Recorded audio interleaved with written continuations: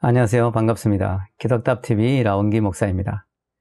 우리가 상식적으로 알듯이 모든 디자인 뒤에는 그 디자인을 만든 디자이너가 있습니다. 물론 가끔 자연도 우연히 어떤 디자인을 만들 수는 있습니다. 바닷가 해변의 모래에 새겨진 무늬라든가 하늘에 떠있는 뭉게구름 같은 것이 바로 그런 것입니다.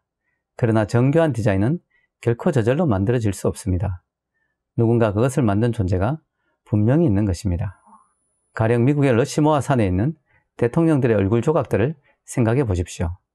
그 어느 누구도 그 산에 있는 얼굴들이 수백만 년에 걸쳐 우연한 침식 작용에 의하여 생겨난 것이라고는 믿지 않습니다. 우리가 복잡한 건물을 보게 된다면 그 건물이 설계도 없이 지어졌다고 말하기는 어렵습니다. 건물이 복잡할수록 그 건물은 더더욱 복잡한 설계의 과정을 거쳤을 것이 분명합니다. 이 말은 그 건물을 설계한 사람이 분명히 존재할 것이라는 것입니다. 마찬가지로 우리가 살고 있는 이 우주는 우리의 상상을 초월하여 너무나 놀랍고 오묘하게 디자인되어 있습니다. 그러므로 하나님의 존재를 인정하기 싫어하는 사람들조차도 이 세상 만물 속에 있는 하나님의 놀라운 설계의 흔적들을 인정하지 않을 수 없는 것입니다. 그래서 기존의 진화론의 한계를 인정하는 사람들을 중심으로 지적 설계 이론이라는 것이 나왔습니다. 이것은 자연 만물의 정교함을 보면서 자연 만물을 설계한 지적인 존재가 있음을 인정하고 여기에 대해 연구하는 것을 말합니다. 여러분들이 과학자가 아니어도 좋습니다. 조금만 주의하여 이 세상의 만물을 보십시오. 정말 너무나 정교하고 놀랍게 지어졌으며 거기에다가 놀라운 창의력과 미적 감각까지 덧붙여져 있는 것을 볼 수가 있습니다. 만약 식물이 우연히 진화한 것이라면 그렇게 다양한 색깔로 그렇게 많은 종류의 꽃이 있을 필요가 있을까요? 꽃은 색깔만 다양한 것이 아니라 크기와 모양도 너무나 다양합니다.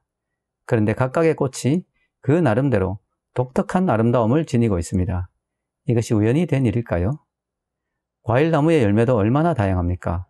과일들이 우연히 진화한 것이라면 이렇게까지 다양한 색깔과 모양의 과일들이 있을 필요가 있을까요? 이 세상에 있는 과일들의 독특한 모양과 맛을 생각해 보십시오. 사과, 바나나, 파인애플, 복숭아, 살구, 포도, 딸기, 참외, 체리, 수박, 오렌지, 토마토, 끝이 없습니다. 모두 각각 다르게 생겼으며 각각 다른 색깔과 맛을 가지고 있습니다. 이 과일들이 그냥 우연히 진화한 것이라면 그렇게 다양한 열매들이 있을 필요가 없습니다. 또한 그 열매들 속에 그렇게 많은 비타민과 영양분이 있을 필요도 없습니다. 이 모든 것은 하나님께서 우리 인간들이 먹고 영양분을 취하도록 만들어 주신 것입니다. 성경에는 이러한 말씀이 있습니다. 땅이 풀과 각기 종류대로 씨 맺는 채소와 각기 종류대로 씨 가진 열매 맺는 나무를 내니 하나님이 보시기에 좋았더라. 창세기 1장 12절. 또한 하나님의 색깔 감각을 한번 생각해 보십시오. 만약 눈이 희지 않고 검다면 얼마나 보기가 싫을까요?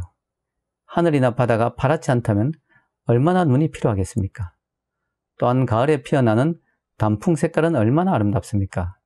그 어떤 화가의 그림 물감으로도 그렇게 멋있는 색을 만들어낼 수 없습니다.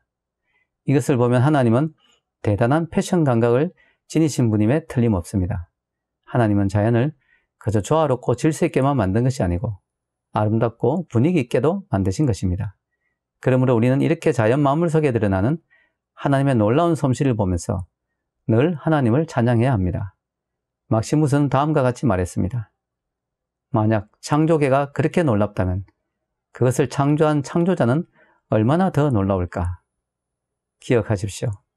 멋진 디자인 뒤에는 반드시 멋진 디자이너가 있습니다. 감사합니다.